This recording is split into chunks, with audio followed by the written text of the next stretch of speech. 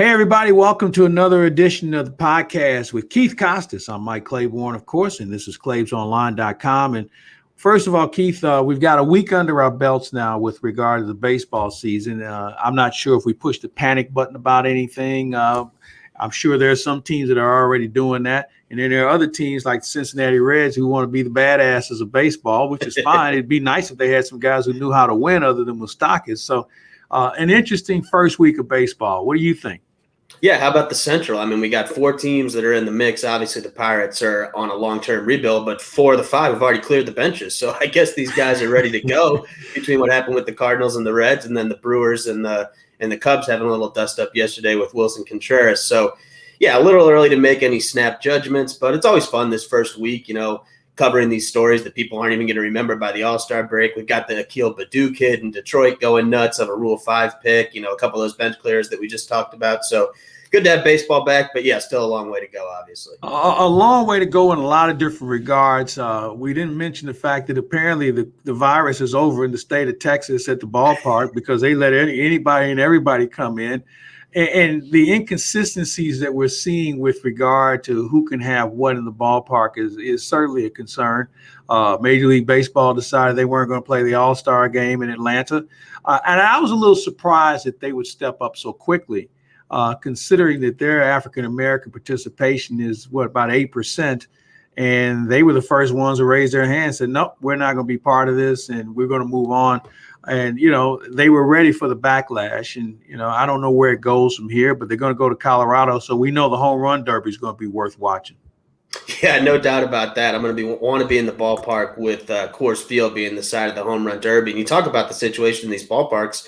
I saw earlier today, Statcasting from the Dodgers said they're looking to get back to 100% by mid-June. So, I mean, if out in LA and California they're talking about having full ballparks, I guess that's a pretty good indication that most of the parks around the league, I would think, would be targeting something similar. If out in California they think that's feasible. Yeah, I think what's happening, I think this thing has kind of caught a bunch of teams by surprise because I don't think anyone envisioned the vaccine having such an impact so quickly. When you go back to January, I think that I know the president at that point said we can get 100 million done in the first 100 days. That'd be good. And it looks like we're going to have 200 million done. So things have moved at a pretty good pace. And I guess from a personal standpoint, where do you think that's going to put the broadcasters? You know what it's like on your end. I don't think most broadcasters felt like they were going to have their people in the ballpark, maybe by the All-Star break. But right now, it looks like maybe by June, if not sooner, they'll have enough of the 85 percentile covered that maybe they'll have to look at that and revisit it.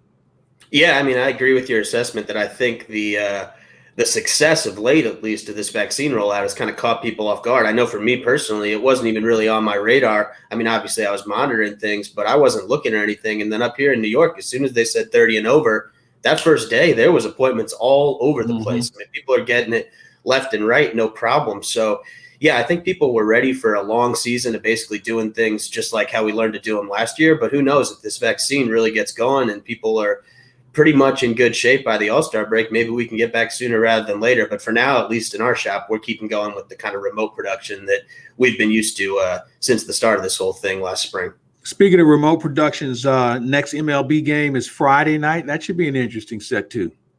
Yeah, absolutely. Home opener for the Dodgers against the Nationals. So you got the last 2 World Series winners going head-to-head. It'll be the first time that they've played since the NLDS back in 19 when the Nationals went to Game 5 and knocked out the Dodgers. So I feel like that narrative about is the 2020 champion a real champion kind of died down when it ended up being the Dodgers just because they were so good. I mean, I think they were the 4th team in the modern era to lead the league in runs per game and ERA. I can't really argue with that. You're scoring the most runs, giving up the least runs. I think you're the best team.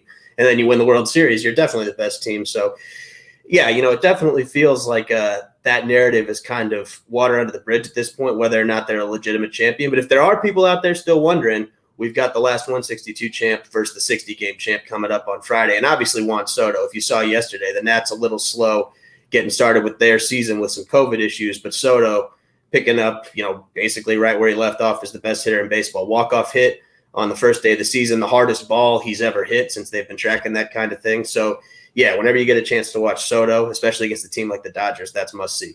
Yeah, I agree with you. And you talk about Soto.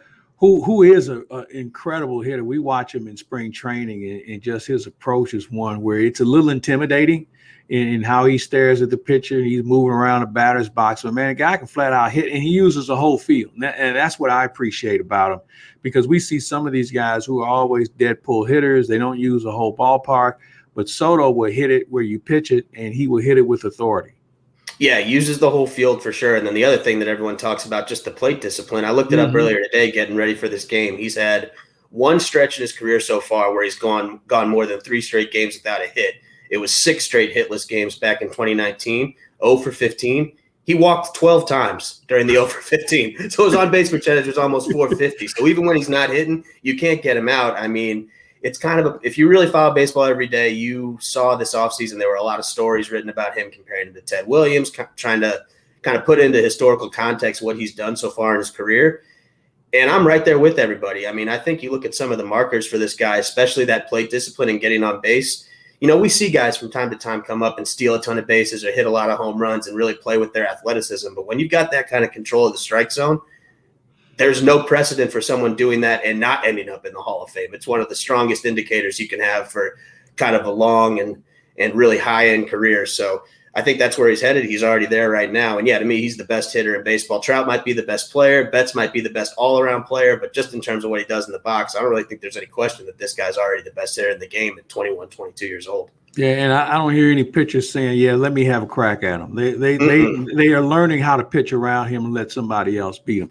Hey, I want to ask you, with regard to games and preparing for games, what's a stat that you pay closer attention to now? I mean, we all know about batting average and runs driven in and ERA and the traditional statistics that we all assess people by. For you, what are some of the other numbers you think are becoming more important in how we watch the game and how players are valued?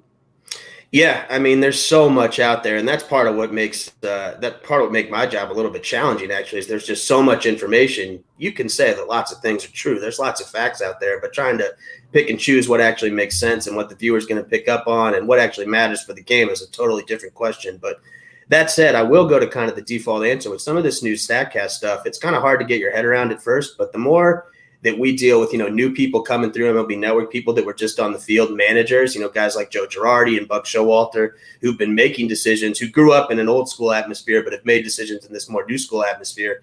That's stuff that they're looking at. If they're talking about breaking down a hitter, it's not just, what does he hit off sliders or what does he do on the outside corner or whatever. They want to know how hard he hits the ball. Is he hitting the ball with authority?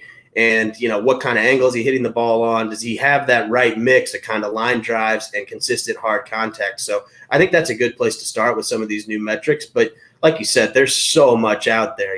There's really no end to it. You can go as deep as you want with all this stuff. But, yeah, the Statcast stuff, I think, is a pretty good place to start just because it's showing us stuff that we never had a chance to see in the past. It kind of puts numbers on those scouty terms that you might have had to watch all 162 to kind of get a feel for who really hits the ball with authority. Now you can look up after 20 games and you got 60 balls in play to look at and see, what did this guy average? And it's right there in front of you factually. You know me well enough. Flag Day is a day I truly assess what we have as far as a team is concerned. And for that matter, maybe even a player, because I think by then you have an idea. You've played in good weather, bad weather. You've had an injury or two. You've had an ouchie. You had someone play better than you thought. You had some players that didn't live up to the expectation. By then, you got a pretty good sample size of what you have. For you, what are some of the things you try and break down in the early stages of the game that you try and file away to make sure that you come back and circle back when, let's just say, Flag Day, for instance, and see how teams are faring and players are faring at that point? Yeah, I guess at this early point, you got to look at some more of the process type stats. For pitchers, have they changed anything with their pitch mix? Did this guy scrap a pitch? Is he throwing way more? Is he throwing way more four seamers? Is he throwing more breaking balls? Is he attacking guys differently early in the count or behind in the count? And for me, I'm lucky. I can pick a guy's brain. I can go to John Smoltz and say, what are you thinking before this game that we're going into? And he might throw 2 or 3 things out there, and then I can chase down all the loose ends. I mean, he's forgotten more about baseball than I'll ever know, obviously, as the old saying goes. So, I kind of like to lean on some of our analysts and just get their top of mind thoughts and then see if I can follow up on that stuff. But, yeah, the process type of stuff, are guys chasing more pitches? Are they attacking certain types of pitches? And then the inverse, like we talked about with the pitchers, just how they're operating with their arsenals. I think that's some of the stuff you can start to get an idea of before, that sample size starts to play out. Because I'm with you, flag days, I've heard you say over the years, that is a pretty good target for when things start to feel a little bit more real in terms of the numbers this season. Hey, what's it like when you have guys that are coming out of the game and they're coming to the network and you're having a chance to get to know them? What information are they bringing to the party that maybe you didn't hear about 5 years ago or 6 years or 8 years ago with regard to how they value hitters or pitchers these days? Because it just seems like these guys are better in tune analytically than maybe what they would have been 10 years ago because their analytics weren't stressed as much as they are now. But what are some of the trends that you're seeing from some of the players who are just removed from the game?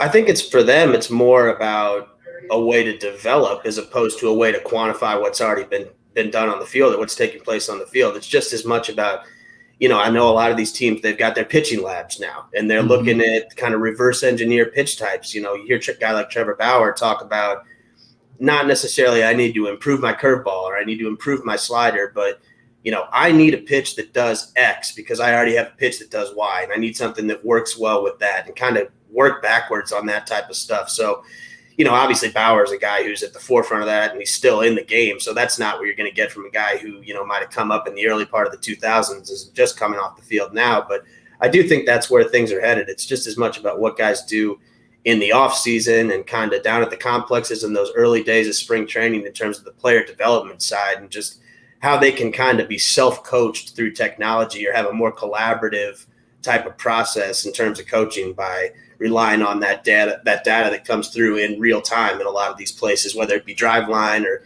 like we said, in some of these team complexes now that are really doubling down on all the technology. So, they might not have coming off the field quite as good of a feel for what translates to TV in terms of that type of statistics and those type of analytics that the fans might like nowadays. But in terms of player development and improving their own performance on the field, I think that's where the players actually find the most use for these stats. They might say they're not stats people, but when some coach comes and shows them how they can add 2 miles an hour to their fastball, they're stats people. Oh yeah, they sign up for that quick. Yeah. Which brings me to this. The next generation of managers and coaches, they have to learn how to break all this stuff down if they want to get anywhere in this business, right? Yeah, I mean because you get the guys who were just former players and whatever, and they kind of look at it where like, I never really want to embrace this, so therefore I'm going to do it my way. Well, those guys end up being unemployed.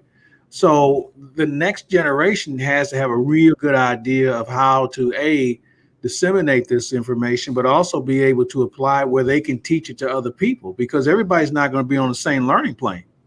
Yeah, and it's interesting to see some of these, not just the player development staff, but the actual in-game, on-field coaching staffs at the major league level for some of these teams, because they're adding positions like game planning coach, Run prevention, communications coordinator, all different kind of titles that you've never heard. And what a lot of it comes back to is being able to kind of take that information from upstairs, bring it downstairs, whether it be to the manager or the coaching staff or the players, and kind of get everyone on the same page. And that can be a much harder job than it might seem. You think you've got, these billion-dollar organizations with all kinds of analysts and research people looking at every number every which way. But when you got a clubhouse with guys from 10 different countries and, 26 different attitudes about what this stuff actually means, that's an important and a difficult job for someone to be able to kind of synthesize all of that. So it's interesting to see how these coaching staffs are changing. You see a lot of guys around the league now that might not have major league experience or even professional playing experience that are serving key roles to kind of be that bridge from the front office to the manager's office. So, yeah, it seems like every day you look up and things are changing and moving more in that direction. I know a couple years ago when the Dodgers first started, it was like, what is this? Who is this guy coming over from some small college that's their data guy? And now you look around the league and it's not uncommon at all. You better have more than one of them too. I mean, it's amazing. Just when you thought math would suck, for all those years you were in school and they would, if P equals Y, then what does Q equal, and all those sort of things. Now, all of a sudden, somebody's actually applying it to the game we all love and appreciate. So I don't know where this is headed. I'm trying to put my arms around it. It just seems like it gets bigger every time I try and squeeze it. Hey, injuries. We had a couple this week. One scare with Tatis. We don't know the extent. They say that it doesn't appear that he's going to need surgery. Yep.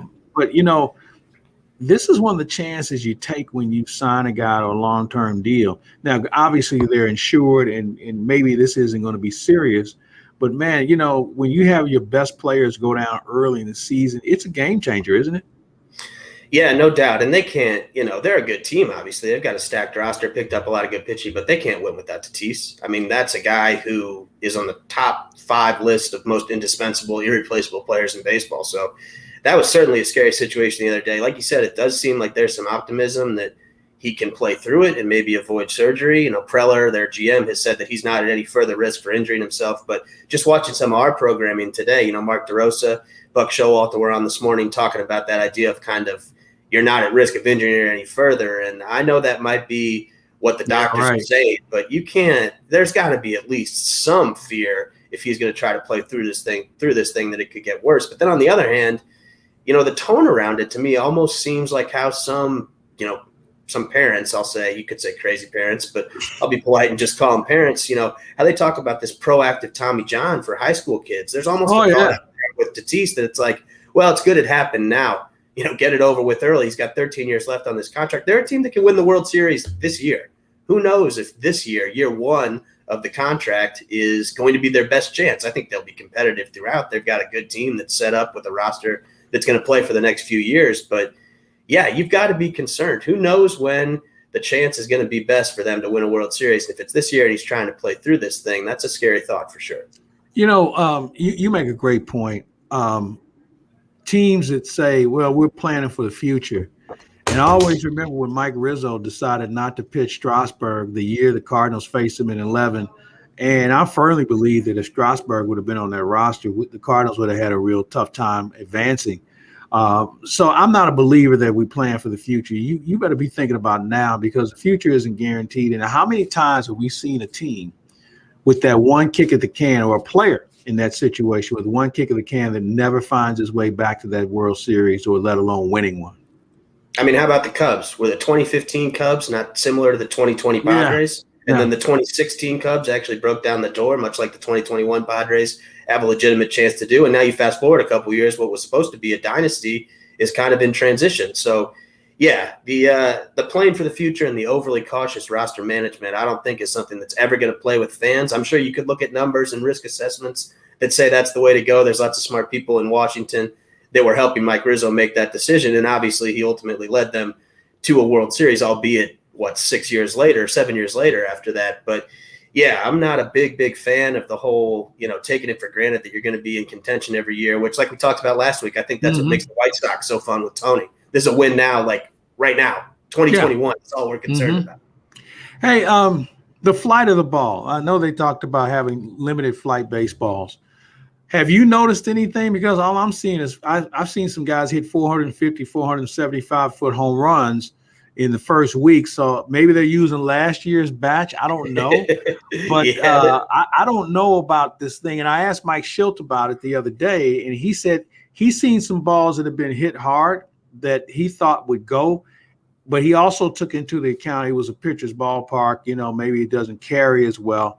So where are we, or do we have a big enough sample size to actually know if there's a real effect? I'm willing to give it more time because of the weather differences and some of the other atmospheric issues, along with the fact that, ballparks are different, and how they're set up as far as being home run havens compared to Grand Canyon. So I'm not sure what that cutoff line is going to be, but have you noticed anything in the early stages?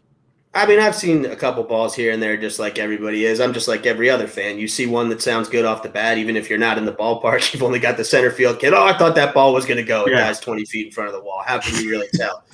But, I mean, you hit the nail right on the head when you talked about the weather and going back to your Flag Day thing. I think the weather is just, all over the place early in the season. I mean, you saw that game up in Detroit that was basically being played in a blizzard on opening day.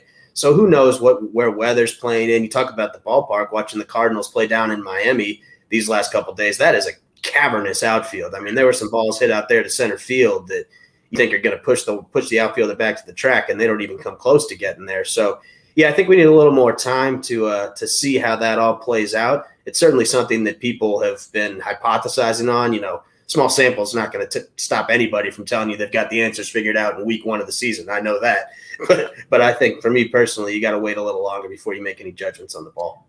What's on your plate for this week? What's on your mind? I know you got something you want to roll out there. Yeah, I'm just really looking forward to this Dodgers Nationals matchup coming up. I mean, the Dodgers are it's crazy how they've been able to reload. Last year they go out and they get Mookie Betts. I think it was maybe the 5th or 6th time that a 100-win team had added a former MVP. Now fast forward to this year, what do? Well, they're moving Cy Young Award winners down to the bullpen to put more Cy Young Award winners into the rotation. So I'm really looking forward to kind of get my first look. I'm not going to be at the park, but my first kind of 9-inning look from a work perspective at that team on Friday night. And then like we talked about with Soto, I think the Nationals, they're not what they were a couple years ago, but I don't know if people realize how good Trey Turner is. They've still got a lot of pitching there that if things get going, they can be a good team. Josh Bell. I mean, here's the thing about the Nationals. They had the COVID issues this week. Literally every person they picked up in the offseason was unavailable on opening day. Brad Hand, the closer, Schwarber, Josh Bell, Alex Avila. Everyone they picked up in the offseason was not there. So we haven't gotten a real look at this team. And I know seeing Bell the first half of that 2019 season in Pittsburgh, if him and Schwarber can get back to what they were in 2019, I think they had 75 homers combined between the two of them. That Expos Nationals franchise has never had a duo hit that many home runs together. You talk about adding that on top of Trey Turner and Juan Soto, then all of a sudden you've really got something going. And that's going to be the best division in baseball, I think. So you can make an argument for just about anyone to finish in any order outside of Miami. I think any of those other 4 teams could go 1 through 4. You see Philly got off to a really hot start. Atlanta, the opposite. They lost their first 4 games. So who knows? It's early in the season, but that NL East is pretty intriguing to me. And Washington, getting to see them go up against kind of the standard bearers and the Dodgers this weekend should be fun. Well, we get them before the Dodgers. They come in here for 3 against the Cardinals next week, so that should be a pretty good precursor to what to expect when they go to L.A. But, we saw them in spring training, and, you look up and down that lineup, and I think Schwarber is perfect for that team, especially if they go to the DH next year. First of all, he's a better defender than what he gets credit for. He's got a really good throwing arm. He knows where to throw it. And he's a guy that will ambush you. If you try and get cute with him or you try and throw me that get me over fastball, he's all over it. And I think he's a better hitter than his average would indicate, and a guy that you got to really be careful with because he has no problem going the other way if you try and pitch him there. He's become a little bit more disciplined. And I just think Josh Bell just needed a different environment and some protection around him. And I think Washington's going to give him that and then some. Yeah, you talk about Schwarber, kind of going back to what we were talking about before with sort of that old school, new school, how player development goes these days. What happened with him in Chicago, it's not dissimilar to kind of what happened with Jock Peterson in L.A. Mm-hmm. You get a guy who profiles in a way that makes sense. You look at Kyle Schwarber, he's a big guy who should be able to crush right-handed pitching, hit a lot of homers. Same thing with Jock Peterson. They never let him face lefties, but you think back to what they were when they came up. Jock Peterson crushed lefties in the minors before he got to L.A. Kyle Schwarber, when he was coming back into that World Series off the knee injury in 2016, yeah, he had power, but he was a hitter too. He was going the opposite way. He was working counts. He was hitting for average. So I think maybe sometimes guys come up and they fit a team a certain way and they push them into a certain place where they just become so one-dimensional. So I'm curious to see Peterson with the fresh start in Chicago replacing Schwarber and Schwarber with the fresh start in D.C., kind of out of that mindset that they've been in with their previous organization, see if they can't just play a more kind of free-flowing game, play every day, and not get shoehorned into just being a one-trick pony. Because I'm with you. I think Schwarber is a much more well-rounded and talented hitter than people give him credit for. Final question for you to stay on the same subject. How much do you think players get typecast these days where they want to find their strength and they don't want you to be exposed to anything else because they don't want you to work at it, or maybe they don't feel you can mature? I think we miss on a lot of players today because of the typecasting that comes with it. Now, granted, there are a lot of people who make these decisions that are smarter than me, and they get paid a lot more money to make that decision. But I really think that they miss on a lot of guys, and all of a sudden they go to another organization, somebody gives them another look in a different manner, and then they're the productive person that you'd hope they would be at the beginning.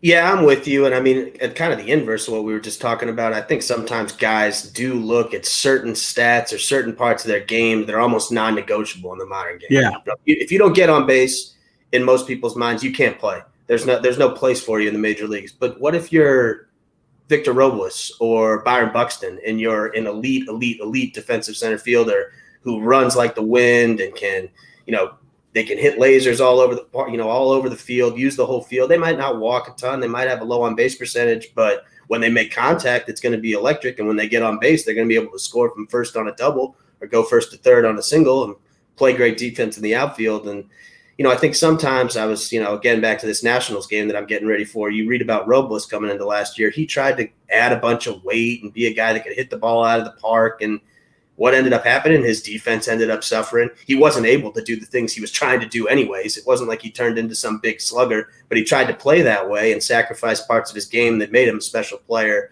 to begin with. And now he's trying to get back to, like you said, just being that guy that he was. So, yeah, I definitely think guys get kind of typecast in those non-negotiable parts of the game, on-base percentage offensively being the biggest one. It's like if you're not working counts and seeing a ton of pitches and drawing walks, it's like you can't play nowadays. And I don't think that's the case at all. And teams that have a little more open-minded approach to that, I think, are better suited. I mean, you think about how the whole thing started with Moneyball. It was the A's trying to zig when other teams were zagging. It wasn't that, they saw that only one way that you could build a good offensive lineup. It's just that on-base percentage was undervalued. Well, when every single player in the league wants to hit like Juan Soto and draw a ton of walks, it's not undervalued anymore. Everyone's trying to do it. That's what everyone's doing. So you don't need to try and be that guy. And I'm with you. There's room for lots of different types of players in the game. Keith Costas, as always, great to visit. We'll do this again next week. He's Keith Costas. I'm Mike Claiborne. We thank you for watching on ClaibsOnline.com. We'll be back with another installment next week right here on ClaibsOnline.com.